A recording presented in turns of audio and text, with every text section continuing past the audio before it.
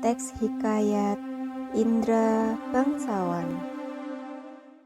Tersebutlah perkataan seorang raja yang bernama Indra Bungsu dari negeri Kobat Syahrial. Setelah berapa lama di atas kerajaan, tiada juga beroleh putra. Maka pada suatu hari, ia pun menyuruh orang membaca doa kunut dan sedekah kepada fakir dan miskin. Hatta berapa lamanya, Tuan Putri Siti Kendi pun hamilah dan bersalin 2 orang putra laki-laki. Adapun yang tua keluarnya dengan panah dan yang muda dengan pedang. Maka Baginda pun terlalu amat sukacita dan menamai anaknya yang tua Syahperi dan anaknya yang muda Indra Bangsawan. Maka anakanda Baginda yang 2 orang itu pun sampailah usia 7 tahun dan dititahkan pergi mengaji kepada Mu'alim Sufyan. Sesudah tahu mengaji, mereka dititah pula mengaji kitab usul, fikih hingga saraf tafsir sekaliannya diketahuinya. Setelah beberapa lamanya, mereka belajar pula ilmu senjata, ilmu hikmat, dan isyarat tipu peperangan. Maka Baginda pun bimbanglah, tidak tahu siapa yang patut dirayakan dalam negeri, karena anaknya kedua orang itu sama-sama gagah. Jikalau Baginda pun mencari muslihat, ia menceritakan kepada kedua anaknya bahwa ia bermimpi bertemu dengan seorang pemuda yang berkata kepadanya, "Barang siapa yang dapat mencari buluh perindu yang dipegangnya, ialah yang patut menjadi raja di dalam negeri." Setelah mendengar kata-kata Baginda, Syahperi dan Indra Bangsawa pun bermohon pergi mencari buluh perindu itu. Mereka masuk hutan keluar hutan, naik gunung turun gunung, masuk rimba keluar rimba, menuju ke arah matahari hidup. Tersebut pula perkataan Syahperi yang sudah bercerai dengan saudaranya Indra Bangsawan. Maka ia pun menyerahkan dirinya kepada Allah SWT dan berjalan dengan sekuat-kuatnya. Beberapa lama di jalan, sampailah ia kepada suatu taman dan bertemu sebuah mahligai. Ia naik ke atas mahligai itu dan melihat sebuah gendang tergantung. Gendang itu dibukanya dan dipukulnya. Tiba-tiba ia terdengar orang yang melarangnya memukul gendang itu. Lalu diambilnya pisau dan ditorehnya gendang itu. Maka Putri Ratnasari pun keluarlah dari gendang itu. Putri Ratnasari menerangkan bahwa negerinya telah dikalahkan oleh Garuda. Itulah sebabnya ia ditaruh orang tuanya dalam gendang itu dengan suatu cembul. Di dalam cembul yang lain ialah perkakas dan dayang-dayangnya.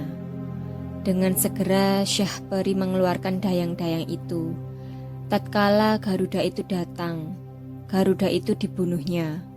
Maka Syahperi pun duduklah berkasih-kasihan dengan Putri Ratnasari sebagai suami istri dihadap oleh segala dayang-dayang dan inang pengasuhnya. Tersebut pula perkataan Indra Bangsawan pergi mencari saudaranya. Ia sampai di suatu padang yang terlalu luas. Ia masuk di sebuah gua yang ada di padang itu dan bertemu dengan seorang raksasa.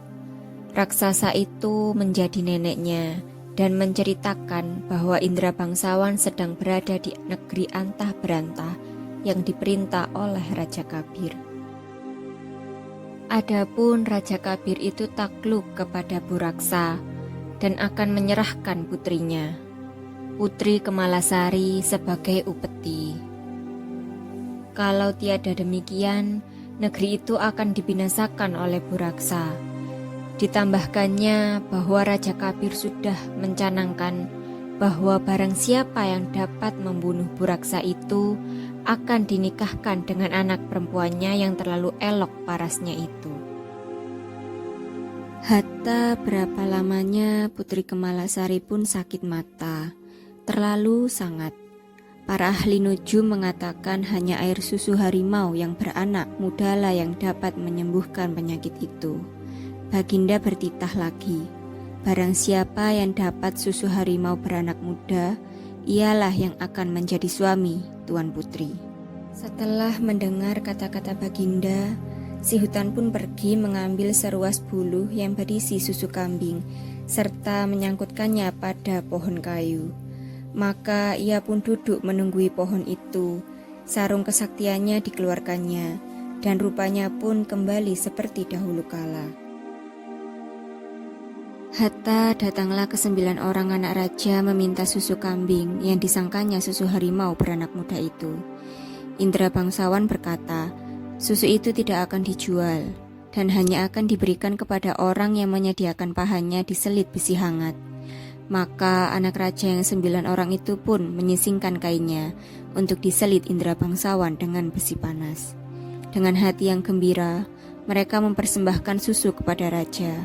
Tetapi tabib berkata bahwa susu itu bukan susu harimau, melainkan susu kambing.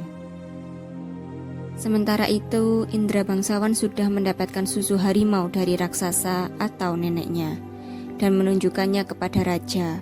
Tapi berkata itulah susu harimau yang sebenarnya. Diperaskannya susu harimau ke mata Tuan Putri. Setelah genap 3 kali diperaskan oleh tabib, maka Tuan Putri pun sembuhlah. Adapun setelah Tuan Putri sembuh, Baginda tetap bersedih. Baginda harus menyerahkan Tuan Putri kepada Buraksa, raksasa laki-laki, apabila ingin seluruh rakyat selamat dari amarahnya. Baginda sudah kehilangan daya upaya. Sampailah masa menyerahkan Tuan Putri kepada Buraksa.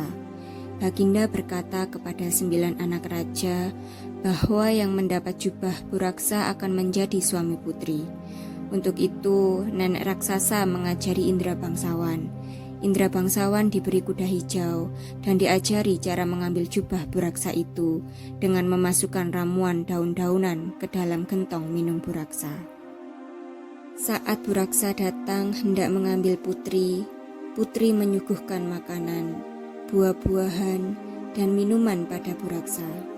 Tergoda sajian yang lezat itu tanpa pikir panjang, Buraksa menghabiskan semuanya, lalu meneguk habis air minum dalam gentong. Tak lama kemudian Buraksa tertidur. Indra bangsawan segera membawa lari putri dan mengambil jubah Buraksa. Hatta Buraksa terbangun.